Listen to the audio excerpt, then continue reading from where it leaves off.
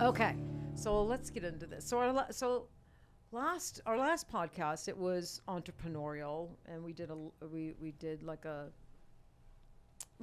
top 10 list, and I thought it was really really great, really fantastic. And from what we're learning from our listeners, they really like the motivational, entrepreneurial, inspirational podcast. Yeah, they like the interviews and everything that we're doing, but they seem to really like the motivational. Is that correct, Willow? Yeah, they all comment the most on those videos that On you the do. videos. Yeah.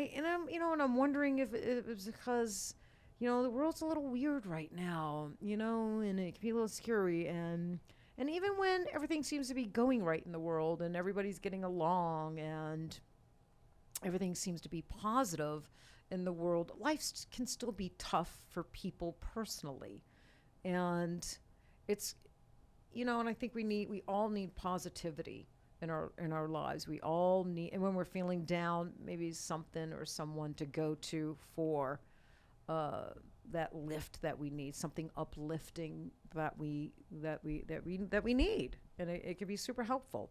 You know, I just think by nature humans crave positivity and motivation and support and community.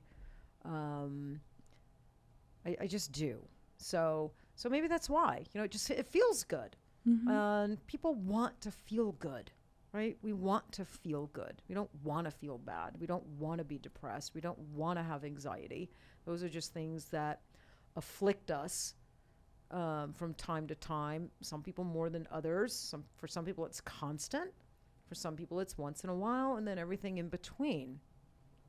Um, so I'm excited. So just thank you to all the listeners that do reach out and DM and email us and let us know that you like the episodes, you like the content, you like what we're talking about. It makes us super happy, and we talk about it. We come in and we talk every time we get a comment. We talk about it, and so it means a lot to us. We thank you. Okay, so I came up with 11 things. 11 things that require zero talent. They cost absolutely nothing, yet they're needed in order to be successful. They're needed in order to achieve your goals. Okay, 11 things, zero talent, cost nothing. Because I happen to be in PMU, and lots of people listening are in PMU. Some are lash techs, some are hairdressers, some are, predominantly our listeners are in PMU in the beauty industry. But we have other listeners that are, outside these industries, that are, that have goals and that are their own companies and trying to achieve success. And I think what we're going to talk about today also applies just to everyday life and goals in general, not just if you have a company or if you're an entrepreneur, right? I think it's just in general. If you have a job, you work for a company, getting healthier, exercising, things like that. Okay, so number one is showing up early. I think that's really important. Showing up on time is considered late, right? So showing up early. And when you are late, and when you show up on time, to me, that's like the nick of time. Like the nick of time. Like you rolled the dice and you gambled on being late. And when you are late, someone said this to me a few years ago, because I was a chronic late person. I had an issue with being late. I was late all the time, no matter what it was. Going out, meeting my friends for dinner, showing up, for client, whatever it was. I was just late. And this was many, many, many years ago. And someone said to me that when you're late, that is you not respecting the other person's time. You don't respect that person and their time. And And of course I get defensive. I'm like, well, of course I respect that person, their time. Well, no, not if you're late. And I had never heard it that way. And once it was put to me that way, I made a conscious change and a conscious effort to change. And so I went from being late all the time to barely arriving in the nick of time. Hey, baby steps. Baby steps. I'm a baby step person. So I went from arriving to the nick of time to now arriving early. And I think like 10 minutes early, that's good. That's like, 10 to 15 minutes early is good. You get there too early, and that's weird. That can be weird, right? Yeah. It can also be annoying, like, too early. Like sometimes when you have clients, you have a client that's like 35 minutes early, they'll call me and I'm like, I almost get annoyed. I don't know why. But I'm like, I get all freaked out. Like they expect me to walk out now, when they're 35 minutes, I'm like, what are they doing? Like, they're 35 minutes early. They're not supposed to be here till 11. It's only like 10:25. So I think there can be too early. But yeah, 10, 15 minutes is great. So showing up early, it's easy to do. Being hungry for success. So I think there's a big difference wanting success and being hungry for success. I think most people want success, but I don't know as if everybody is hungry for success. I'm hungry for success. I have always been hungry for success. I think when you're hungry for success, that along with that hunger, it's your super motivation. It's drive level. I think it changes the drive level. Like, if you want success, you have a certain drive. But when you are hungry for success, that drive, it elevates. It's elevated, right? It's this crazy level of drive, motivation, tenacity, I think. Tenacity, not giving up, picking yourself back up when you fall down. It's not how many times you fall down or how hard you fall down. Do you get up again? That's what it's all about.